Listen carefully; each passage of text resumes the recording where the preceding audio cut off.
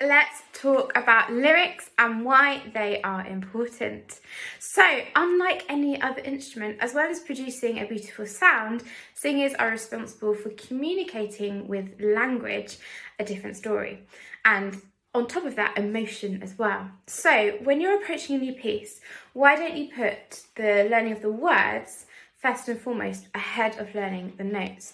So I've got a piece here from Jekyll and Hyde, In His Eyes, and what I would do if I was learning this from scratch would be having a look at the words and seeing where the emphasis naturally falls in the spoken word, as if it was a poem. So, for example, I sit and watch the rain and see my tears run down the window pane.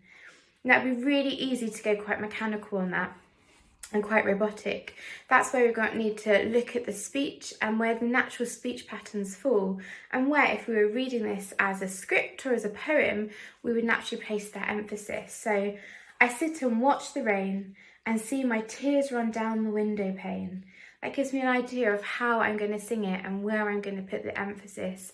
It also leads us emotionally to the most important part of the phrase. So, I sit and watch the rain and see my tears run down the window pane. Gives me a much better idea of where we're heading in the story, rather than just reciting lyrics as we tend to if we're like singing a hymn or if we're sort of falling into that mechanical mode. So approach the lyrics as if they're a poem, read it out, see where naturally the emphasis falls in your voice, and perhaps mark your copy up before then getting to know the tune. And when you put it together, that's when magic happens. Happy singing!